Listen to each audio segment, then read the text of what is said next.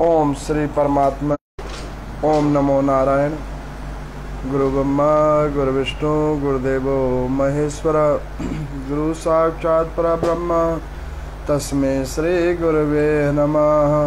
मंगलम भगवान विष्णु मंगलम गुरुध्वजा मंगलम पुंडरीकाक्ष मंगलाय तनोहरि। हरे कृष्णा कृष्णा कृष्णा हरे हरे, हरे राम राम राम हरे हरे। श्री मत्स्य पुराण की कथा जिसको आप सब लोग गत 15-16 दिन से श्रवण कर रहे हैं, जिसमें भगवान मत्स्य ने जो श्री हरि के अवतार हैं, मत्स्य अवतार, उस मत्स्य अवतार के अंदर में भगवान श्री हरि ने राजा मनु को पृथ्वी की सृजन के बाद में वंशों की कथा, नाना प्रकार के कर्म योगों की कथा, व्रतों की महिमा, इस प्रकार से कई अद्भुत प्रसंग आप लोगों को इस मत्स्य पुराण के माध्यम से मैंने आप लोगों को श्रवण करवाया।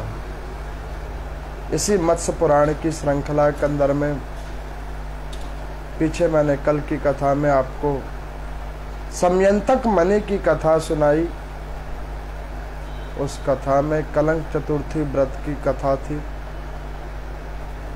भगवान श्री कृष्ण के उस चरित्र वर्णन के अंदर में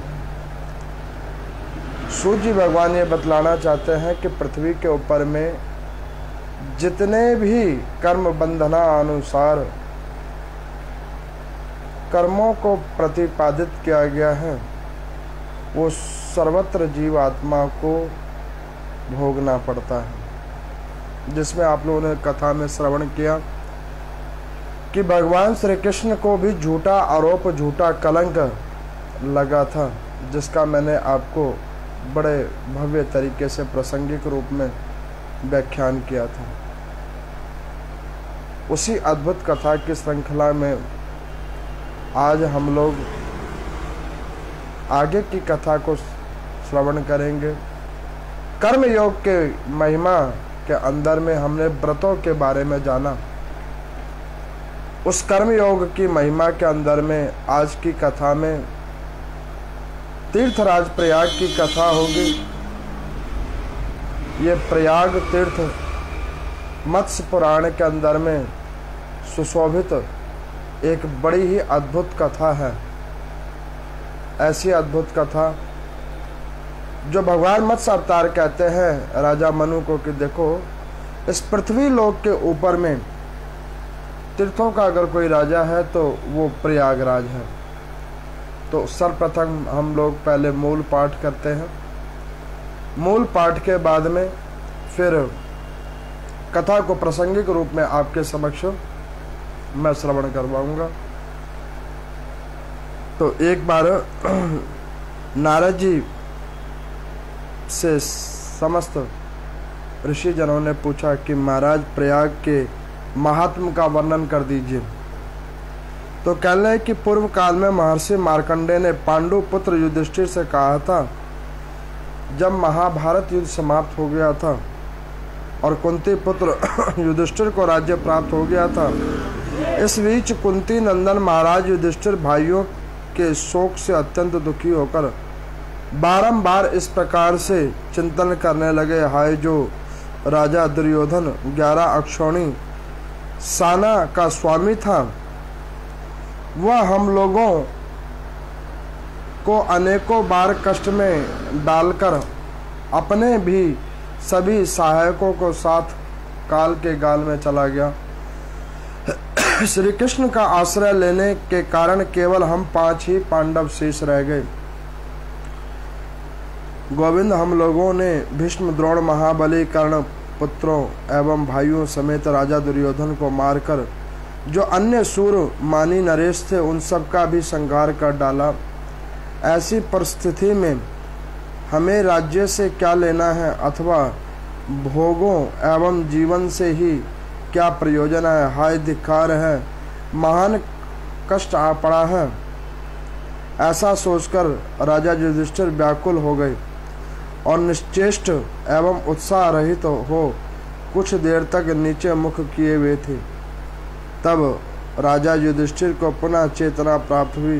तब वो प्राय सोचने लगे कि कोई ऐसा विनियोग होगा, व्रत उपास अथवा तीर्थ होगा जिसके सेवन करने से इस महापातक के पाप से मुक्त हो सकूं, अथवा जहाँ श्री हरि का वास होता हो उसको मैं प्राप्त कर सकूं। इसके लिए मैं श्री कृष्ण से कैसे पूछूं, क्योंकि उन्होंने ही तो मुझसे ऐसा कर्म करवाया।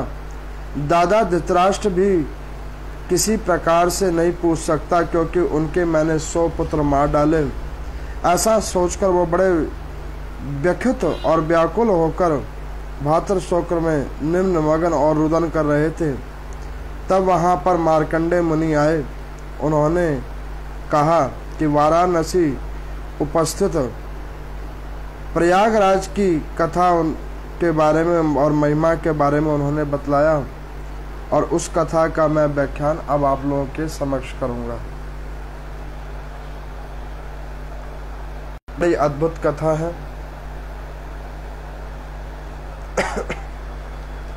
इस कथा के अंदर में आप लोगों ने श्रवण किया, द्वापर युग के अंदर में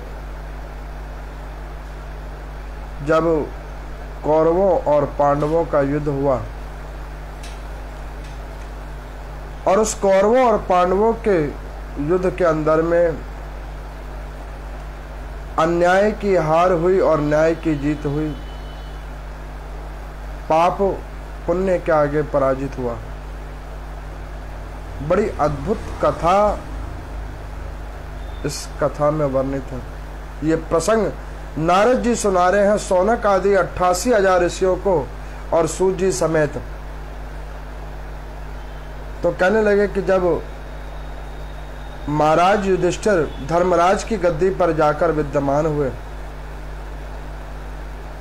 और उस धर्मराज की गद्दी पर जब वो आरूढ़ हो गए और वहां पर उन्होंने जब शासन करना प्रारंभ किया हस्तिनापुर के ऊपर में, तो कुछ समय के बाद में महाराज युधिष्ठिर के मन में विचार आया कि ये राज भोग राज सुख कितना दुखदाई है, जिसको भोगने के लिए, जिसको प्राप्त करने के लिए हमने कईयों का बलिदान कर दिया। ये सोचकर राजा युधिष्ठिर जो धर्मराज की गद्दी पर बैठे हैं बड़े कुंठित हुए और रुदन करने लगे। बहुत देर तक बैठकर बहुत समय तक दुखित रहे, विचार करते रोने लगते। माता कुंती ने पूछा कि अरे पुत्र, तुम इस प्रकार रुदन क्यों करते हो? तो उन्होंने कहा कि माता, ये जो गद्दी है, इस गद्दी का बहुत बड़ा मूल्य हमें चुकाना पड़ा है। ये आंसू उसके हैं। तो उन्होंने कहा कि बेटा, किसी चीज की उपलब्धि को प्राप्त करने के लिए कुछ चीजों का बलिदान करना पड़ता है। बगैर बलिदान के किसी भी चीज की प्राप्ति नहीं होती है।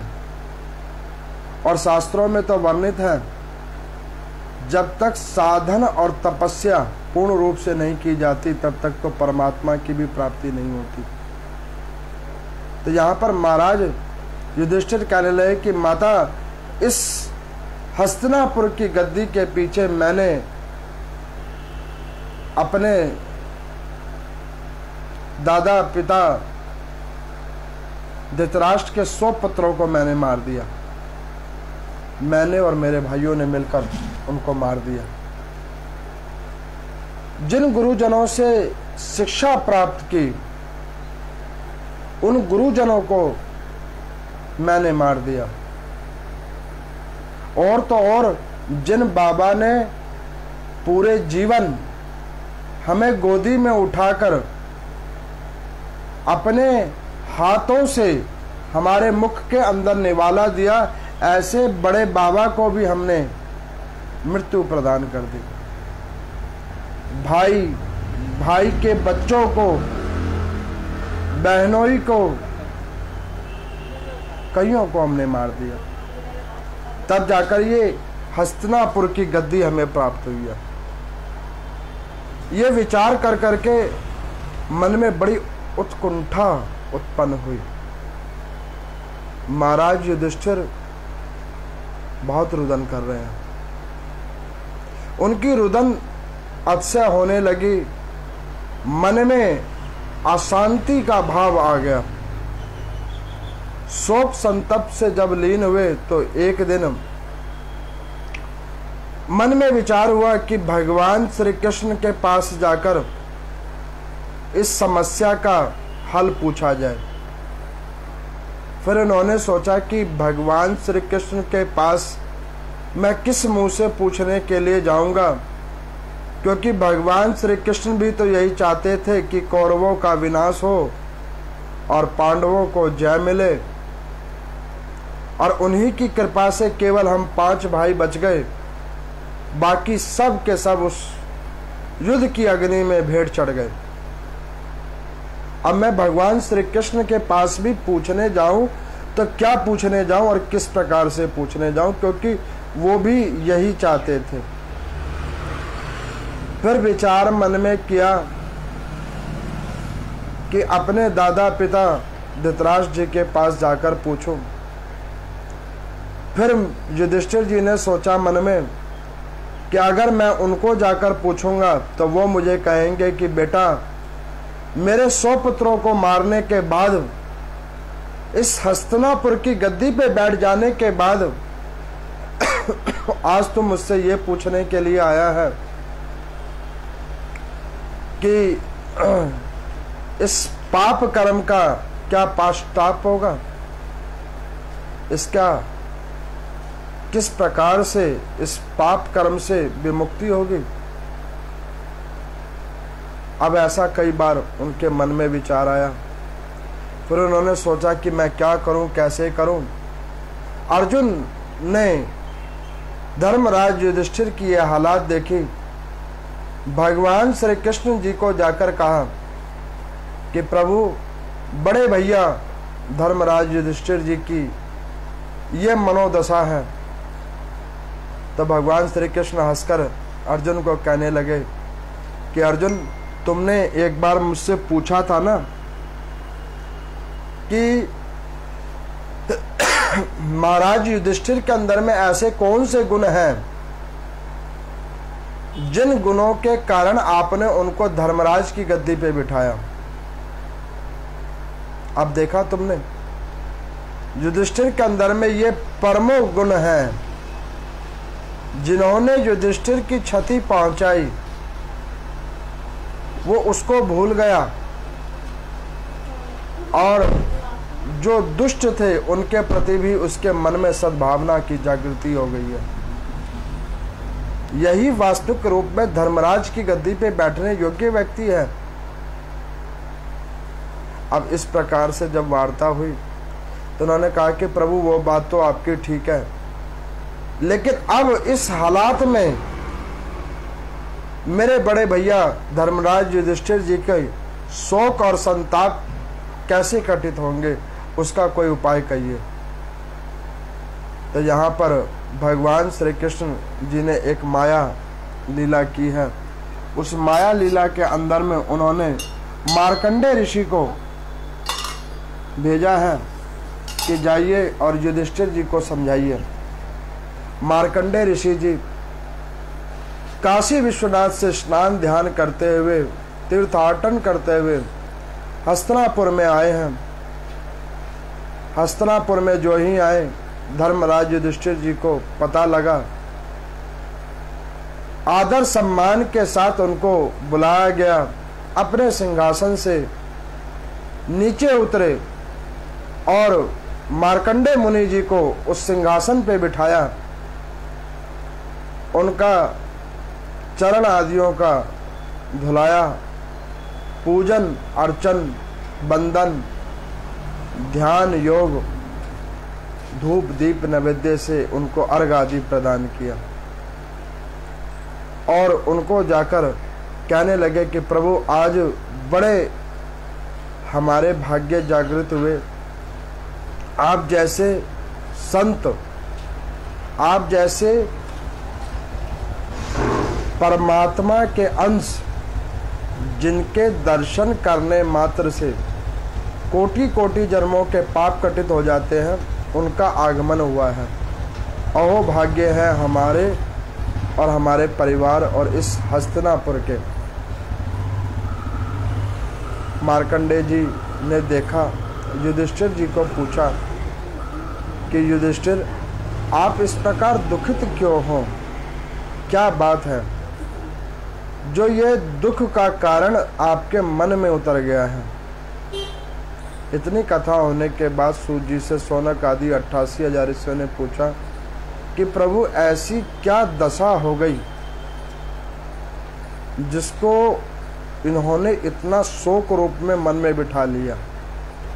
सूत जी कहते हैं कि देखो, यही फर्क है वैष्णव और साधारण जीवात्मा में। जो वैष्णव होता है ना, वो दूसरों के दुख में दुखी और दूसरों के सुख में सुखी होता है। युधिष्ठिर जी महाराज परम वैष्णव हैं, परम वैष्णव हैं और ऐसे अद्भुत वैष्णव संत हैं जिन्होंने सदा सर्वदा भगवान श्री हरि के अंदर में पूर्ण विश्वास किया है।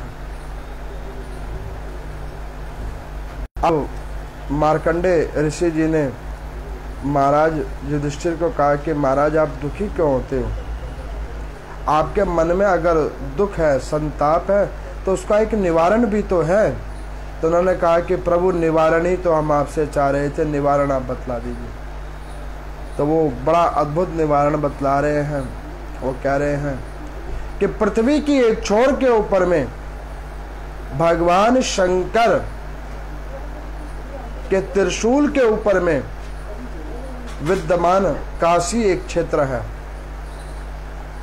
इसकी कथा मैंने आपको स्कंद पुराण में सुनाई हुई है कि माँ पार्वती की आज्ञा के ऊपर में भगवान शंकर ने विश्वकर्मा के द्वारा निर्मित पृथ्वी के ऊपर में, जल के ऊपर में त्रिशूल पे एक अद्भुत नगरी को बसाया था जिसका नाम काशी है। इसकी कथा मैंने आपको स्कंद पुराण में बड़े पूर्ण भाव से सुनाया। उस काशी क्षेत्र से पहले जो क्षेत्र पड़ता है उसे कहते हैं प्रयाग। तो मार्कंडे मुनि कहते हैं कि युधिष्ठिर, तुम्हारे जितने भी पूर्वज हैं, महाराज धृतराष्ट्र के जितने भी पुत्र हैं, कौरव हैं, गुरुजन, स्नेही बंध बांधव, उन सब का तुम प्रयागराज में जाकर उनके निमित्त पिंडदान करो, उनके निमित्त जाकर गंगा का स्नान करो और गंगा स्नान करके उस क्षेत्र के ऊपर में जाकर उन पूर्वजों को तिल और जल समर्पित करो। तो यहाँ पर मार्कंडे मुनि से युधिष्ठिर जी ने चरण स्पर्श करके पूछा कि भगवान कृपा करके मुझे बतलाइए कि प्रयाग राज ऐसा क्षेत्र में क्या है और उसकी महिमा मुझे बतलाइए। तो 6 से 7 अध्यायों के अंदर में ये प्रयागराज की महिमा है जिसको मैं आपको सुना रहा हूँ। पहले मैंने इसका अध्ययन किया है, अब आपको वास्तविक रूप में इस कथा का विवेचन करके मैं सुना रहा हूँ। मैंने प्रयागराज की कथा कई खंडों में आपको कई बार सुनाई हुई है वस्तुत रूप में द्वापर युग की एक कथा है जो मत्स्य पुराण के अंदर में है। और कर्म योग के अंदर में ये भी एक कथा है कि जब जीव आत्मा न तप कर पाए न जप कर पाए तो उसे तीर्थाटन करके कैसे अपने कर्म फलों को कटित कर सकता है, उसका बहुत बड़ा उदाहरण ये कथा है। एक तीर्थाटन करने का क्या फल मिलता है, वो इस कथा का एक बहुत बड़ा उदाहरण है। मार्कंडेय मुनि जी को पूछा गया। मार्कंडेय मुनि कहने लगे कि देखो, प्रयागराज वो क्षेत्र है जहां पर सूर्य नारायण भगवान अपने 7 अश्वों के साथ जुड़ित रथ के ऊपर में वाहक होकर उस क्षेत्र की प्रदक्षिणा करते हैं, उसकी संरक्षण करते हैं। भगवान श्री हरि अपने समस्त गणों और पार्षदों को लेकर उस क्षेत्र की पूर्ण निगरानी करते हैं। भगवान भूत भावन शंकर अपने गणों के साथ शिष्य रूप में स्वयं ही वहां विद्यमान है, विश्वनाथ के रूप में। मैंने कथाओं की श्रृंखला में महाराज हरिश्चंद्र जी की भी कथा सुनाई थी, वो भी इसी क्षेत्र से जुड़ी हुई है। मैंने इसी लेके वो कथाएं थोड़े थोड़े भाग में और पूर्ण रूप से व्याख्यान करके सुनाया है। तो यहाँ पर प्रयागराज की महिमा बतला रहे हैं। कहते हैं कि देखो युधिष्ठिर, ये एक ऐसी जगह है, ये एक ऐसा रमणीक तीर्थ क्षेत्र है जहाँ पर गंगा, जमुना और सरस्वती तीनों नदी का संगम है। गंगा के अंदर में नारायण की शंकर की भाव, यमुना के अंदर में भगवान सूर्य नारायण और आध मंडल आदियों का समावेश, और सरस्वती रूप में, गुप्त रूप में ब्रह्म देवता का भी वहां पे वास है। त्रिदेवों और 33 करोड़ देवी देवताओं का एक संगम के अंदर में वास है, इसीलिए उस क्षेत्र का नाम प्रयागराज है। तीर्थों का राजा प्रयागराज है। तो युधिष्ठिर हाथ जोड़कर कहने लगे कि प्रभु, इस क्षेत्र की क्या महिमा है। उन्होंने कहा कि ये क्षेत्र मोक्षदायिनी क्षेत्र है, मोक्ष को प्रदाता ये क्षेत्र है। तो उन्होंने कहा कि प्रभु, यहां मोक्ष की प्राप्ति कैसे होती है। तो कहने कि देखो, इस क्षेत्र के ऊपर में मोक्ष की प्राप्ति कैसे होती है उसको ध्यान से श्रवण करो महाराज। इस क्षेत्र के ऊपर में नारायण भगवान समस्त गणों पार्षदों को लेकर विद्यमान है। भगवान शंकर अपने गणों को लेकर स्वयं ही सूक्ष्म रूप में यहां विद्यमान है। इस क्षेत्र के ऊपर में जिन्हें भी पूर्वजों का घाटों के ऊपर में पिंडदान होता है, वो पिंडदान नारायण की सन्निधिता में होता है। प्रभु उसको उत्तम गति प्रदान करते हैं। उन उत्तम गति के अंदर में परमात्मा उनको कई कल्पों तक का सुख की प्राप्ति का आशीर्वाद देते हैं। शास्त्रों में वर्णित है, माघ मास में प्रयागराज के अंदर में जो गत 1 माह तक प्रयागराज का सेवन करता है, संगम के अंदर में गत 1 माह तक स्नान और ध्यान करता है, वो जीवात्मा कभी भी नरक नहीं प्राप्त करता है। ये भगवान सूर्य नारायण भगवान का आशीर्वाद है उस क्षेत्र के ऊपर में। यहां पर मार्कंडेय मुनि कहते हैं कि जो अंतिम समय के अंदर में अपने प्राणों का विसर्जन इस संगम के क्षेत्र के ऊपर में करता है, तो शास्त्रों में यह भी वर्णित है कि कैसे से कैसे भी अधोगति के प्राप्त किए हुए जीवात्मा, पापी कुलीन आत्मा भी उस संगम का प्रभाव को प्राप्त करके भगवान श्री हरि के परम पद को प्राप्त करती है। ऐसी अद्भुत क्षेत्र है ये संगम का क्षेत्र, प्रयागराज क्षेत्र। यहाँ पर मार्कंडेय मुनि कहते हैं कि इस पवित्र क्षेत्र के अंदर में भगवान श्री हरि स्वयं जल के मध्य में विद्यमान है। युधिष्ठिर ने पूछा कि महाराज उस क्षेत्र के ऊपर मैं जाके क्या क्या करूं? तो मार्कंडेय मुनि जी ने कहा कि धर्मराज, आप उस क्षेत्र पे जाइए, सबसे पहले अपने पितामह उनका तर्पण कीजिए। महाराज पांडु का तर्पण करना, गुरुदेव भगवान का तर्पण करना, गुरु तुल्य श्रेष्ठ जनों का तर्पण करना।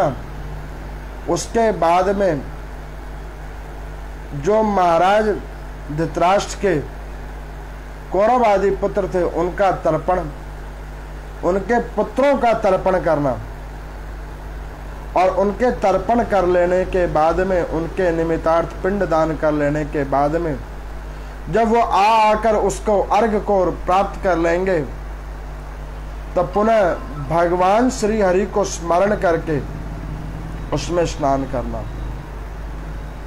अब इस प्रकार से ये प्रयागराज की महिमा बतलाई गई है।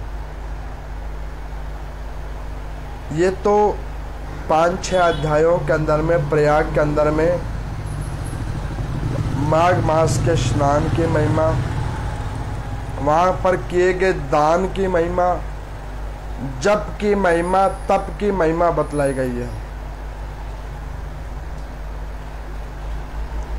लेकिन इस कथा से एक और महिमा की जागृत हुई है, तीर्थों का सेवन करने की महिमा। सूजी सोनक आदि 88,000 ऋषियों को बतलाते हैं, तीर्थों का सेवन करने से भी जीवात्मा परम पद की प्राप्ति करता है। अब जब ये बात कहा तो सोनक आदि 88,000 ऋषियों ने पूछा कि प्रभु वो किस प्रकार से?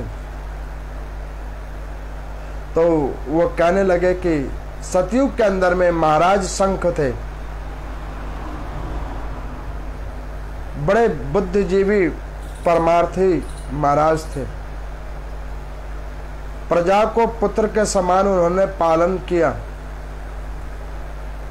प्रजा का उन्होंने बड़े अद्भुत तरीके से, अच्छे तरीके से उनका संचालन किया। लेकिन कभी भी उन्होंने भगवान का नाम संकीर्तन नहीं किया, प्रभु का भजन नहीं किया, कीर्तन नहीं किया, कोई तप नहीं किया, कोई यज्ञ नहीं किया। तो जब वो प्रौढ़ावस्था को प्राप्त होने लगे तो उनके गुरुदेव भगवान आए और उनको जाकर उन्होंने निवेदन किया कि गुरुदेव, मैंने अपने जीवन काल के अंदर में प्रजा को ही पुत्र माना और उसी के कार्य बंधनों में मैंने अपना पूरा जीवन निकाला है। अब इस प्रौढ़ अवस्था को मैं प्राप्त हो चुका हूं, तो मैं अपने आगे की यात्रा के लिए क्या करूं?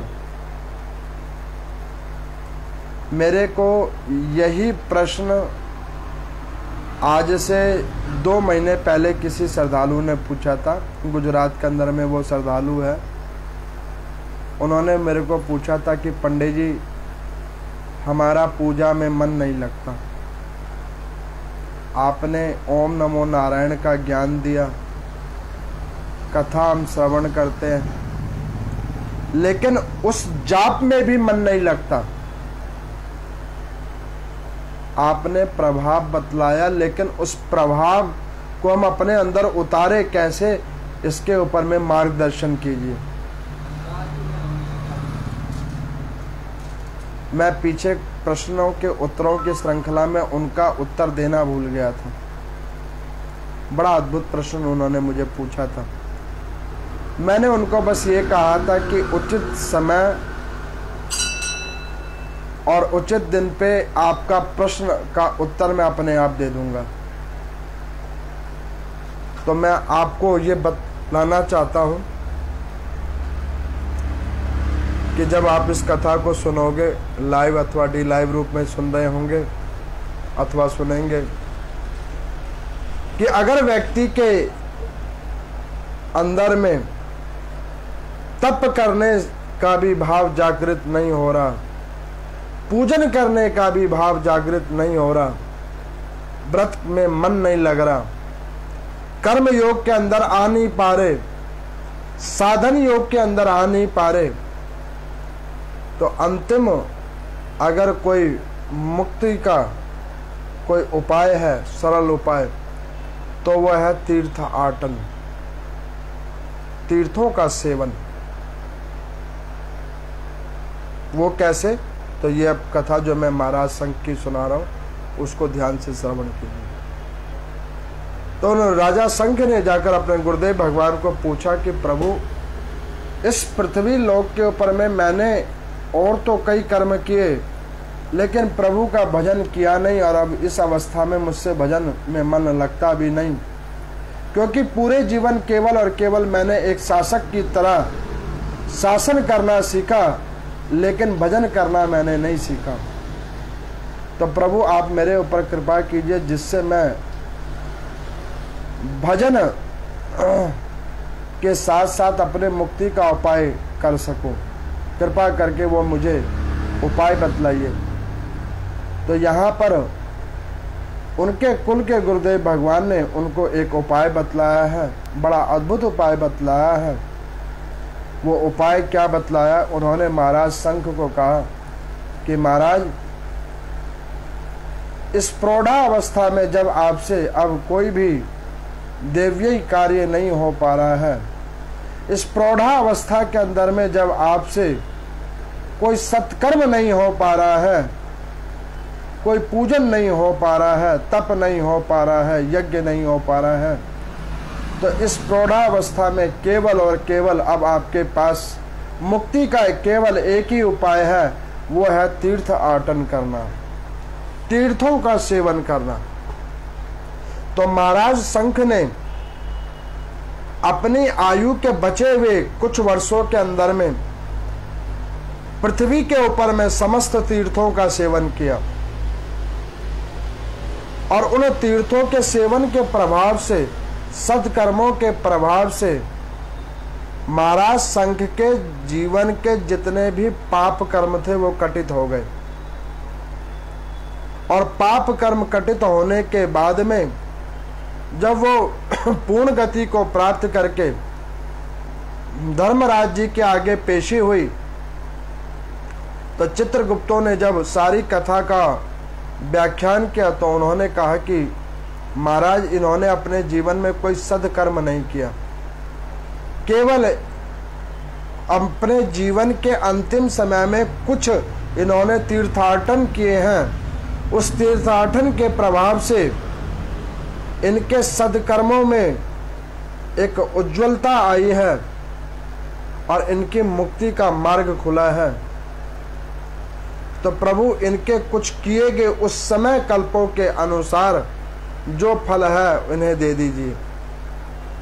तो धर्मराज जी ने जब उनका आंकलन किया था पुण्यों का और उस तीर्थाटनों का सेवन का मूल्यांकन किया था, तो उसका मूल्यांकन का फल केवल और केवल वैकुंठ का द्वार ही मिला था। जो वैकुंठ के द्वार के अंदर में जाकर निवास करने का जो फल मिलता है, वो फल तीर्थाटन के करने का मिलता है।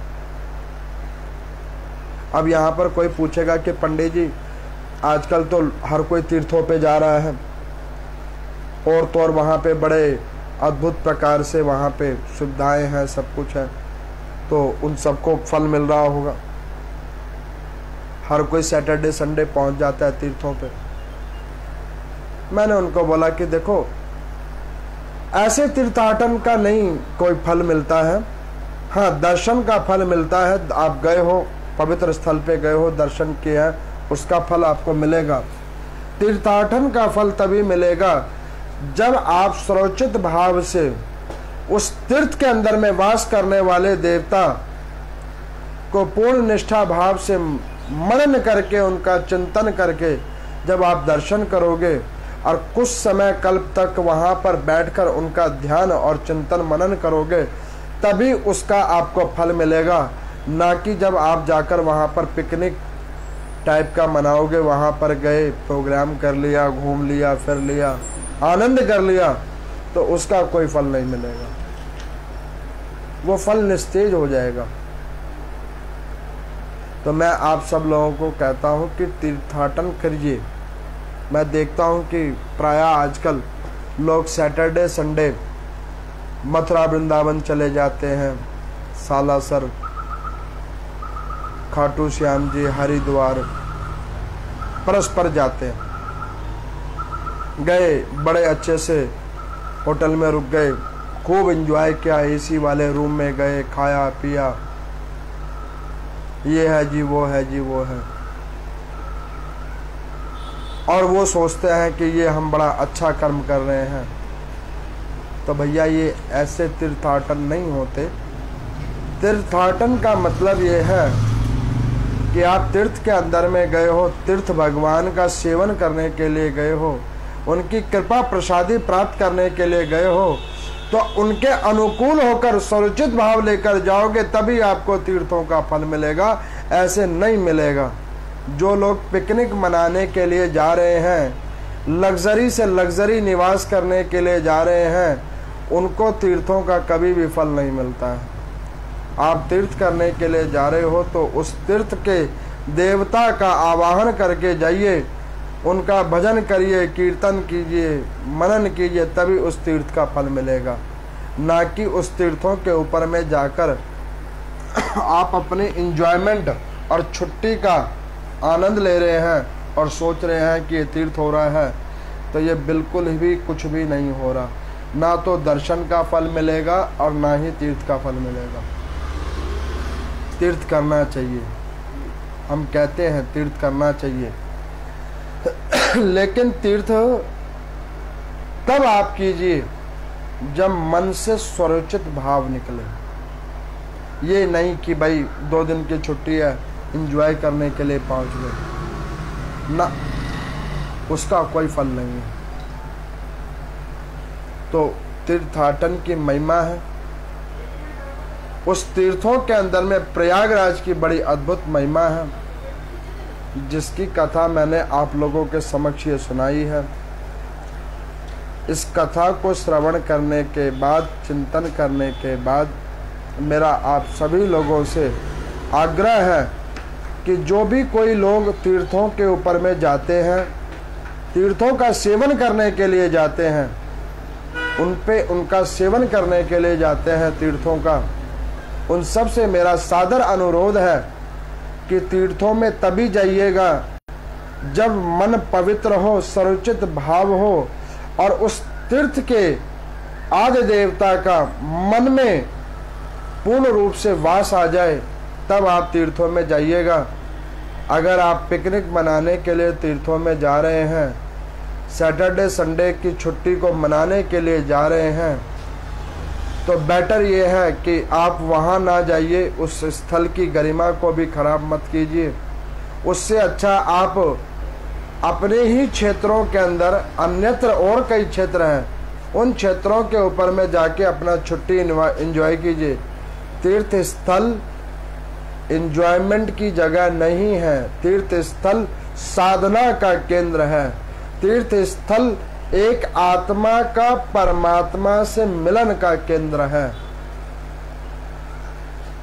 आपकी आत्मा में मन से जब परमात्मा से मिलन का विचार आ जाए, तभी तीर्थ स्थल जाइए। अन्यत्र हरिद्वार, मथुरा, वृंदावन अथवा और किसी भी क्षेत्र पे अगर आप जाते हैं सैटरडे संडे एंजॉय करने के लिए, तो मेरा आप लोगों से हाथ जोड़ के निवेदन है कि ऐसे एंजॉयमेंट करने मत जाइए। क्योंकि कई बार ऐसे एंजॉयमेंट में जितना पुण्य नहीं मिलता उससे कई गुना पाप मिल जाता है। मैंने देखा, श्रवण किया कई जगहों पे कि आजकल ऐसे कई तीर्थ स्थल है जहां पर में मांस का, मदिरा का, प्याज लहसुनों का आदि आदि अनादि प्रकार से सेवन हो रहा है।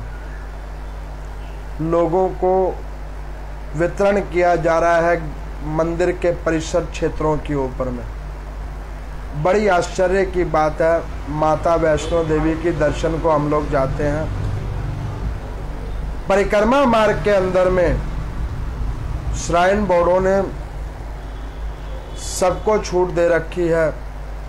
भोजनालय के अंदर में वैष्णव तत्वों को छोड़कर अन्यत्र भोजनों का क्रय विक्रय करने की उनको छूट दे रखी है। सुन के बड़ी निराशा होती है। ऐसे करने के लिए कृपा करके आप इन तीर्थ स्थलों पे मत जाइए। तीर्थ को सुगम रहने दीजिए, सुलभ रहने दीजिए, उसकी पवित्रता का ध्यान कीजिए। आप तीर्थों पे जाकर मैकडॉनल्ड्स के बर्गर खा रहे हैं या और अन्यत्र चीज़ों को खा रहे हो, तो उससे बेटर आप दिल्ली के अंदर ही में रह के ये सब खा लो। वहां जाकर भी आपने उस स्थान को दूषित करना है तो उससे अच्छा है कि अपने ही क्षेत्र को दूषित करो, उस तीर्थ स्थल को दूषित ना करो। नहीं तो ये ध्यान करके रखना, जिस तीर्थ स्थल के अंदर में शक्ति का वास है, जिस तीर्थ स्थल में साधना का वास है, तो वो जैसे उसमें विश्वास रखने वाले को वो शुभ फल देती है, उसी प्रकार से जो उसकी शुद्धता और पवित्रता का खंडन करता है उसका वो फिर विनाश भी कर दिया करते हैं, जिसके कई उदाहरण आप लोग कुछ वर्षों में देख चुके हो। बड़ा उदाहरण है केदारनाथ, लोगों ने पिकनिक स्पॉट बना दिया था। अभी भी ऐसे कई क्षेत्र हैं जिसको पिकनिक स्पॉट बना रहे हैं, लोगों ने आनंद का केंद्र बना रखा है। अरे भैया, इससे डरो, इन कार्यों से डरो। एंजॉयमेंट करने के लिए पृथ्वी पे इतनी जगह है, इतनी जगह है कि आप घूमते घूमते थक जाइएगा, जगह कम नहीं होगी। लेकिन तीर्थ स्थल सीमित है, उसकी शुद्धता और पवित्रता को बरकरार रखिए। तो इस प्रकार से ये प्रयागराज तीर्थ की कथा है जो सूत जी भगवान जी ने सुनाई है युधिष्ठिर जी को मार्कंडे जी के द्वारा। उसका व्याख्यान मैंने आप लोगों के समक्ष किया है। इस परम आनंदनीय कथा को श्रवण करके मैं आप सभी लोगों को निवेदन करूंगा कि जो भी कोई शरीर से स्वस्थ है तो वो तीर्थों का सेवन अवश्य कीजिए, क्योंकि ये भी जीवन में बहुत कम लोगों के भाग्य में होता है। जाइए, शुद्ध भाव से जाइए, परमात्मा के दर्शनार्थ के लिए ही जाइए, भोग विलास के लिए ना जाइए। तो जो भी कोई शुद्ध भाव विचार से ऐसे परमात्मा के उन अमोघ तीर्थों का सेवन करते हैं, उनके ऊपर हरि भगवान की बड़ी अनुकंपा होती है। ओम नमो नारायण।